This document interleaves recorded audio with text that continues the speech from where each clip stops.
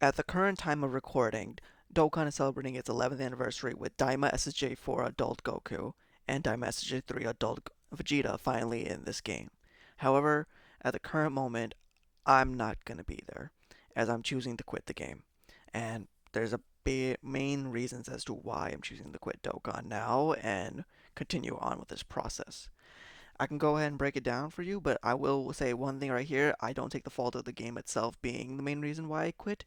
There are majority of these this feeling comes down from just having my time done with Dokkan, but there are things I want to advise about the game and just explain like how these are going to be losing long term players as the game progresses.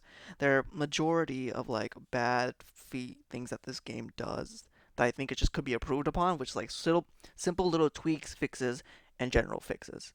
So what's going on? Let me go ahead and break down the main reasons as to why I chose to quit Dokkan. Now, I want to bring down the one thing that I think is just majority of the big issue when it comes to this game, and that is that Dokkan is simply become way too passive as a game. And what do I mean by this?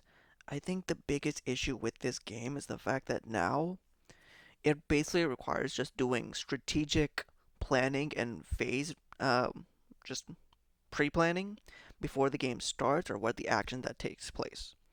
Where I'm basically just doing standbys before the turn starts, doing giant forms, planning out how which character could probably tank, doing all calculations, and it doesn't really make this game stay as like immersive as you want it to be. I think a lot of the big thing is the fact that like the only active thing about this game, what made it so Dokkan in the first place, is, if you think about it, the Dokkan attack. The Dokkan attack is the only thing that's currently in the game that requires you to actively press buttons on the screen when they appear. And I think that's crazy. In the past 11 years, we have had nothing that is active in the game during the turn like that. Is that not insane to think about? It's like that's the only mechanic that is the active players are doing during the turn when the boss is attacking. Like in that instance, like when everything becomes passive, what is it? There is no incentive for the player to really pay attention, and I might as well just let the game auto and just play it by itself. I think that's the big issue where like Dokkan has to strike that balance of being a lot more active when it comes to getting their players' attention, but not so active that like it requires 24/7. Obviously, the game is supposed to be more of a auto chess like structure and just like letting the player, watch the characters do the animation. But I think imagine, do you know how Legends has the mechanic where like they tap the screen and it does a different super attack? I'm surprised that EX super attacks weren't just implemented to have something where you tap the screen and it would cause the EX super attack to occur. If EX super attacks were implemented in that format, wouldn't that make the game more interesting for people?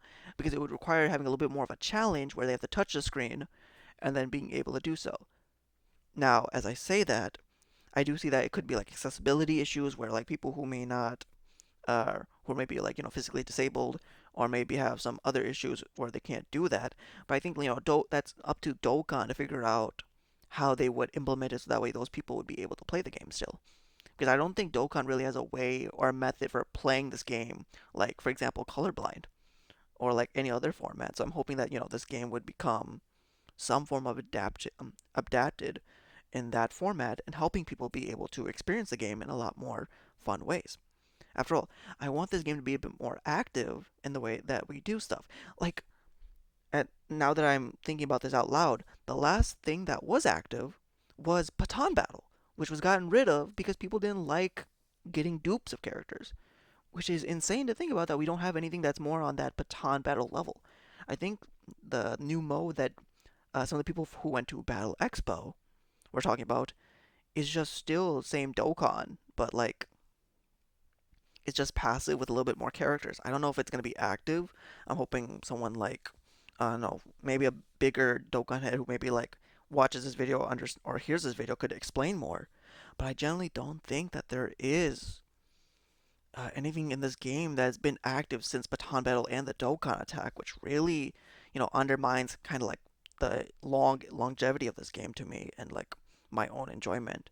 I'm so hoping that, in the future they implement something that will give that game some form of like, active on repulse. Like Dragon Ball is all about fighting. You would think you want the person to also be a little bit more responsive and interactive with the game, right? I don't know, that may be just a me take, but I personally hope that in the future they implement something that will be a lot more active and cause the player to be more proactive in the game. My second thing is that this is going to be a huge controversial take. I think is GDC. GDC 2025 is a really great content, summon animations, great character selections. It does a lot of things well. But it's kind of crazy to me that GDC 2025, or in this case, as we also call it, Worldwide Download Celebration 2025, in the past 4 years since 2022, did not introduce a new mechanic. Did I? I think a lot of people did not pick up on that, and I look at back on it now. I'm like, well, how did we all just ignore the fact that this last GDC didn't introduce anything new? That's actually kind of crazy to me because like 2022 introduced the carnival system, which people may not like, but it is, we can all objectively say that is a new system where they brought new LRs with new leader skills that still were on the level of Dokkan Fest LR leader skills. 2023's brought in domains with Tech Merge Zamasu, and fundamentally shook how the game plays and understood it. 2024's, while being a little bit lesser, is still a fundamental mechanical change in standbys, where that STR Kamehameha family Kamehameha Gohan, brought the Dragon Ball mechanic, where you have to collect the certain key spheres with the Dragon Balls in order to then fire your standby. And also, if you want to be a little bit more technical, also introduce the concept of having to be able to take hits in order to build up your standby gauge as well with the powered up first movie Goku. But then you go to 2026, and the only big change that relatively happened in, I guess, this specific GDC was that Gogeta has really great visual animations, and that was the only big change that relatively happened this past one. It's kind of weird that the main celebrations where I believe those should be the ones where you be introducing new mechanics and new main modes should be the ones that you introduce them in. I almost guaranteed believe that the what we saw in the Battle Expo around in 2024 and 2025 summer, actually it's more of August, but what introduced during that time would be later going to be used for this worldwide download celebration for 2026. So I'm happy for all the people who are still playing the game. You guys get to experience that new mode and everything. But it does feel weird, doesn't it, that 2025 really doesn't have a mechanic. And it feels very weird to me as the game is. And I don't know how to feel about that when it comes to this.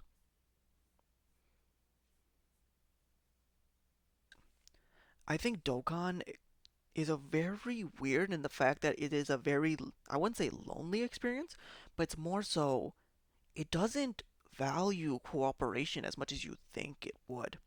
I mean, right now with the recent change where now we have duplicate leaders for the friendship slot, I think there's now objectively almost nothing in the game that values cooperation between the players. And that kind of is a big problem because now it's basically where like in order to go with cooperation in the games, you kind of just go on Dokkan Twitter or Reddit and kind of just watch people just bicker with each other, and it leaves such a bad negative impression. It kind of leaves a lot of like toxicity with the game that honestly is it's just a vocal minority in my opinion. I think this game has a lot of players who, enjoy the games, have hype for Daima, have, great time with Daima, but we don't see that often when it comes to this game. And the fact that I really do wish that Dokkan had more cooperation based things that we do. I like, for example, we during the worldwide download celebration for coolers in 2022, we did have this small thing where you got put into random groups, and then you, with your random group, would participate in clearing X amount of story content, X amount of event content, and you get rewards, for coming together to do that cooperation. But but like nowadays, I think they get basically stopped doing that altogether. and focus on doing it more on the social medias, which I don't necessarily agree with. I feel like Dokkan as a game should have a mode or some sort of uh, gameplay method that allows you to like cooperate with other people. Like wouldn't raid bosses like be like the number one thing you would want to have in this type of game or something? Like this game is a PvE experience, but that PvE doesn't mean that it just has to be it doesn't have to be PvP. You know, it doesn't have to be player versus player. It can be player versus event or MP or I think as it's called MPE, which is multiplayer event versus event, which I'm pretty sure that is how the game could be played. I think like imagine if like we had a thing where I don't know like sell max and then it was up to you or put in a random group where you all these players together have to do what is it like X amount of damage in order to qualify and get rewards. Or you like come together, get partner up with specific people, and be able to do so. And this way, you'll be rewarded like let's say like link skill orbs or like any type of that content as well. And that's what I'm kind of noticing is that because there's no content that really expands on cooperation in this game, a lot of this a lot of the bad actors in the community tend to be more bigger than they actually should be in this regard. And that way, like I think like small things that allow people to communicate with each other in the game would express more general positivity in regards to this game and being able to play it and make it more easy for new players. Like imagine a new player comes in, may not be able to do too much damage, but they get partnered with someone up like the big Dokkan heads who play Dokkan, doing it full time, being whales, would be able to cooperate, talk with them, be able to see what enjoys about this game, and be able to then talk about with their other friends and keep the game up. I think that's kind of how we keep the games going and we keep having fun with the game. It's just mainly due to that type of system. I hope that Dokkan in the future, like there should be something that focus, on me being able to cooperate with other people on my friends list or on my other systems that allows me to then play the game more and be able to do so. Heck, that might be the main reason as to how you get then friend points and then revamp the friend point system to then be more focused on doing stuff with your friends in these type of PvE content and getting possibly like good skill orbs, get good items and all that stuff. It would be a lot more bring the Dokkan community a lot more together, make them a lot more friendlier with each other, and just go around, all around, give positive vibes, which is very much needed when it comes to how this community is and how they kind of just bicker every day and just do hot takes, which I was never really a fan of. And now, kind of what also dried me out of this game and its spamming of fusions. And before anyone here like stops the video, gets mad, types a whole comment like, "Oh my God, fusions have barely been in this game. There's only like three Gogetas, five Vegetas."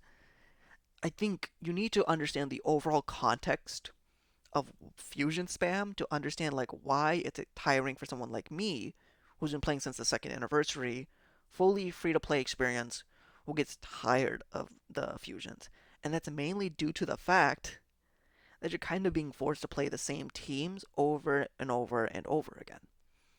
For example, like every major anniversary's been featuring a fusion where they're like top tier, you have to obviously go for that character, play that character, and then the next major celebration is usually another fusion. Like we encourage, and I will obviously encourage that free-to-play players will should spend their stones on anniversary and GDC because that's where the characters are typically are the strongest, remain the strongest for the year, and are typically the best characters of that year. But the main issue with that is that because they only relegate fusions to Annie and GDC, since they will never do one for a monthly TUR or the New Year's celebration or Saiyan Day or Golden Week, free to play players are just jumping from one fusion to another fusion to then another fusion, and that leads to tiring out the fusion category. It's why people who love fusions end up getting sick of fusions because you're just playing fusions all the time. They're forced to have not good variety. It's why a lot of people who may be surprised at the 8th anniversary being so highly regarded as it is. but it's mainly due to the fact that a lot of people who are maybe more silent in the community loves not having fusions because it's a different food. It's like a different spice. It's a different flavor. It's having a new experience. And that's what you kind of want to have when it comes to these anniversaries and being able to do so. You should aim to have great character variety while maintaining hype in that regard. And that's the main driving point I believe in these games, and the main thing that allows it to be as financial as it is. And that was the main big thing. I don't know. When it comes to how they're going to implement it, I don't know how they're going to do it. After all, let's be honest, Fusion is their biggest March sales, biggest like it's their biggest cash cow. Fusions are the biggest cash cows in Dragon Ball, but they are not bad if they implement some good character variety. I'm just going to be honest. Good character variety will fix a lot of people's issues and just give people a lot of hype and fun. And if the game is dead for quite some time, every game kind of has its dead periods. It's perfectly fine as well. In meantime, like it's all these games like having a dead period. It's fine as long as like as long as people are able to have fun, have new character variety, and enjoy the game as it is. I think that's why it's like Dokkan should focus more on having a good with its category systems, having a good character variety will help their games be as foundational as they are. And then let's talk about one of the biggest problems with Dokkan. I know I mentioned that free to play players should spend anniversary and GDC because that's where majority of the characters who will be the best for the entire year will be. But let's be honest here. Why is the pity system requiring 500 coins just to pity one copy of a character? Because I say this not just as a free to play player, but also for like whales. Because like if I want to talk to you whales for a second, there's other gotcha games where where those games that value having dupe characters in order to max out and be able to maximize your character's potential damage, defense, and all that stuff, they let you still pity multiple copies of a character. So I don't understand why Dokkan is allowed to get away with requiring 50 multis and then only a single copy of a new character when other gotchas allow you to do so. I think that might be the main reason as to why Dokkan is so selling well is because it's like the most snail pace in regards to actually allowing you to pity characters. It's the only, I think, main reason as to why this game does so fundamentally well. It's just that, their greed allows them to be as successful as it is. But it is starting to maybe, wear down on people because I think a lot of people are having issues in regards to the fact that, you get Daima SJ4 Goku, Vegeta SJ3, and suddenly you're just now, suddenly you're just watching, is there now 1 and 2 or like they're 3 and 4 in the top rankings of these new start of the year anniversaries and compared to what characters were released last year. A lot of people are going to feel upset about that, obviously, which I think is going to be, the main thing about it. But I don't necessarily doubt that, it's a bad thing necessarily. So I generally do think that, for whales also, I think they should just bump it up to 3. I think it's fine that we bump it up to necessarily like 3 if you want to be as stingy as Dokkan you want to be. I don't think a lot of people will be bad at 3 because it gets you the top right, the bottom right, and then gets you the character itself. So that way you can at least get the 69, and then if you want to, pursue even further, you can go ahead and do so by, having to summon, you know. So I think like being a little bit more, I guess you can say like incentive for the whales would be probably a good thing for them than having to do so. But, that might just be me. It might be a my type of thing. There's a lot more also like small quality of life stuff. Like, let's be honest, I really wished that they did the animations downgrade and decrease of the storage properly and not like what I've heard that they did where they just turned them into movies and then reduced the quality. Because it should be like Fire Emblem Heroes where they give you a toggle or like any other gotcha games where they give you a toggle for good quality versus bad quality, and people will be accepting of it. Obviously, like how they're doing EX super attacks where they allowed you to speed it up. Second things are mainly just, like reworking and making sure that the game runs properly, making sure that the characters are fun, and just, doing all these small stuff, hidden potential. They doing the one stone changes now and doing that small like event times. I think I'm not gonna complain about that. I wish it was free, but that's just a free to play experience. And overall, I just hope that this game, incentivizes the players to be more active, kind of, update, be more active mechanics in this game that allow me to be more active, allow me to not, like, you don't have to rely so much on fusions as a concept for your anniversary and GDCs to like succeed well. Help make help make modes and contents that make people come together rather than being as decisive as Dokkan Twitter, and then makes the game just a lot more fun in the overall aspects. I think that is like the main things of what should mainline headers be. But oh well, that's just me thing. Oh, let me know what you think guys think about it in the comments. And I'm sorry for all my Dokkan people who are watching my channel for like my Dokkan content, my introspections. I I genuinely want to say though, thank you all for all like, even if it's just only 173 people at the time of me recording this, I still think that 173 people willing to listen to my content and being able to just engage with me means a lot to me. I thank you all for just taking time to talk, to listen to this random nobody.